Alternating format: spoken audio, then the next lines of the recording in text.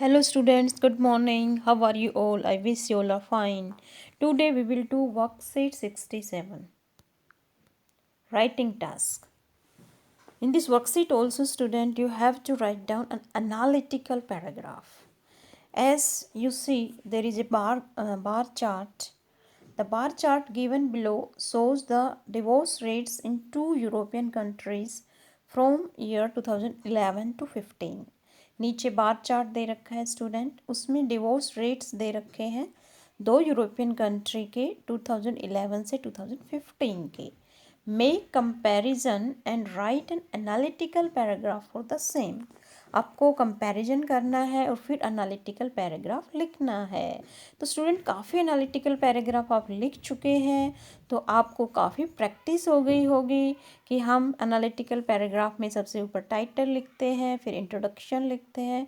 Introduction का जो sentence है, first sentence the pie chart shows that, या द पाई चार्ट डिनोट्स, या the pie chart expresses, introduction देते हैं, फिर डिस्क्रिप्शन देते हैं उसका, और लास्ट में कंक्लूजन देते हैं. ये उसका फॉर्मेट होता है एनालिटिकल पैराग्राफ लिखने का. तो स्टूडेंट सबसे पहले तो आपको जो है जो बार चार्ट है उसको रीड करना आना चाहिए. जैसे यहाँ पर देखिए आप, ये दे रखा है divorce rates in Finland and Sweden. Okay, तो यहाँ पर देखिए सबसे पहले तो आप सिंबल देखिए, फिनलैंड के लिए ये ब्लू कलर है और स्वीडन के लिए ये रेडिश ऑरेंज कलर है. ठीक है, तो इसमें डिवोर्स रेट दे रखे हैं. 2011 में आप देखेंगे जो फिनलैंड है, फिनलैंड में कितने हैं, 38% है डिवोर्स रेट्स. और जो स्वीडन है, स्वीडन के अंदर कितना है, 43 या 44 के अप्रोक्सीमेटली. मतलब स्वीडन में ज़्यादा है और फिनलैंड में स्वीडन के कंपैरिजन में कम है.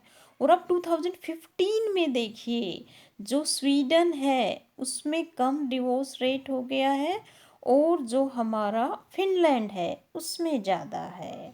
तो एक तो हम फर्स्ट वाली ईयर और लास्ट वाली ईयर का कंपैरिजन ज़रूर उसमें डालते हैं एनालिटिकल पैराग्राफ में.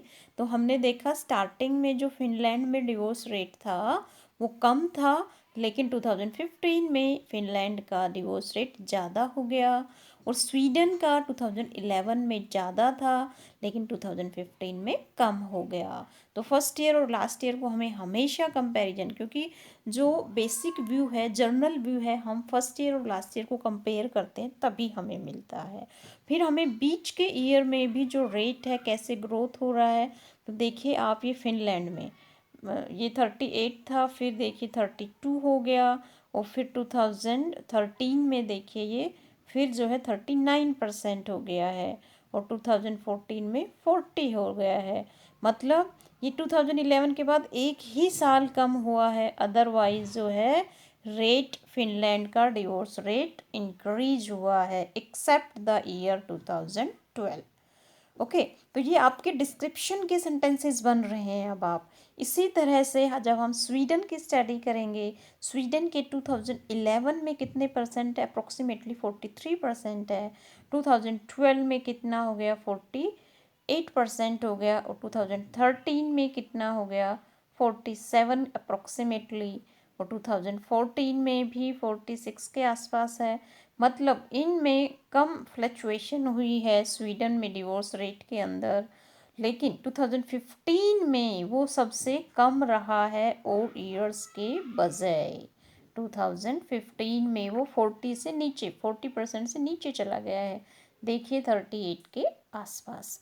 तो ये जब आप रीड करते हैं तो आपके ये डिस्क्रिप्शन होता जाता है, यही सेंटेंसेज आपको अपने एनालिटिकल पैराग्राफ में डालने हैं. यही होता है, ये सबसे आसान क्वेश्चन कर दिया है अब आपको कोरोना पेंडेमिक की वजह से. तो इस पैराग्राफ, इस एनालिटिकल पैराग्राफ की आपको खूब प्रैक्टिस करना, और काफ़ी प्रैक्टिस हो भी गई है क्योंकि आपने काफ़ी एनालिटिकल पैराग्राफ लिख चुके हो. तो देखिए हम इसका पैराग्राफ कैसे लिखेंगे, ये देखिए. अब आपको पता है सबसे पहले तो हम क्या लिखते हैं, सबसे पहले हम टाइटल लिखते हैं किसी भी राइटिंग सेक्शन में, पैराग्राफ राइटिंग में. तो हमने टाइटल दे दिया divorce rates in Finland and Sweden. Okay, फिर ओपनिंग सेंटेंस आपको बताया है कि एनालिटिकल पैराग्राफ में ओपनिंग सेंटेंस में हम कि ये पार्ट ये पाई चार्ट या बार चार्ट शो करता है, तो आप मेन वर्ब सोज भी यूज़ करते हो, डिनोट्स भी कर सकते हो, प्रेजेंट्स भी कर सकते हो। ये फर्स्ट सेंटेंस। इंट्रोडक्टरी सेंटेंस तो आपके क्वेश्चन में ही दे रखा होता है। तो ये देखिए, this bar chart shows the divorce rate in 2 European countries from 2011 to 2015। ये आपका इंट्रोडक्टरी सेंटेंस हो गया है जो आपके क्वेश्चन में ही होता है। Okay, from A journal perspective. अब जर्नल पर्सपेक्टिव मैंने आपको बताया था कि डिक्रीज हुआ है। Various trends in the divorce rates could be observe. कभी बढ़ा है, फिर थोड़ा कम, फिर बढ़ा, including a growth in Finland and A reduction in Sweden. Sweden में कम हुआ है और आपने देखा फिनलैंड में बढ़ रहा था। तो वही सेंटेंस हमें लिखने हैं। According to this chart there was the major number of divorces in Sweden since 2011 except in 2015 when Finland overtook Sweden, reaching a peak of more than 40%. Okay, over this 5 years period, their divorce rate increased in Sweden until 2012 when peaked at almost 50%. Okay, Sweden's divorce rate was about 45% in 2011, being higher than Finland's rate by approximately 8%. Then it rose to almost 50% in 2012. 2012 में 50% हो गया है almost.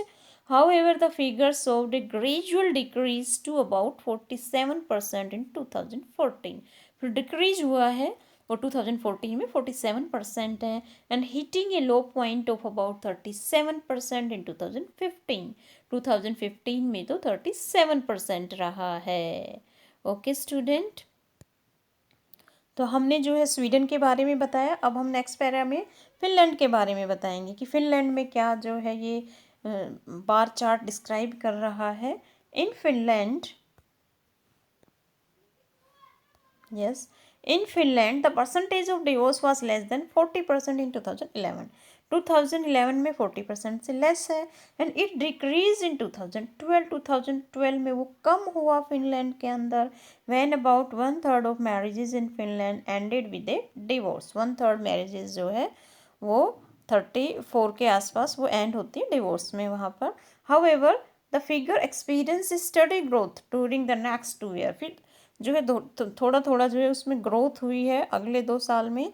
It rose to approximately 39% in 2013, then increase by around 3% in 2014 and remain steady for the next year, out racing the rate of Sweden. तो है ना बिल्कुल आसान सा एनालिटिकल पैराग्राफ लिखना। जो हमें दिख रहा है वही हमें सेंटेंसेस बनाने हैं, और वोकैबुलरी भी इसमें बहुत कम words, increase, decrease, out racing, कुछ एक वर्ड्स हैं, 10-15 वर्ड्स होंगे जो आपको यूज़ करने होते हैं एनालिटिकल पैराग्राफ में। तो ओके स्टूडेंट, आपको खूब प्रैक्टिस करनी है एनालिटिकल पैराग्राफ की। सबसे आसान क्वेश्चन है आपके क्वेश्चन पेपर का। Thank you for watching this video. Have a nice day.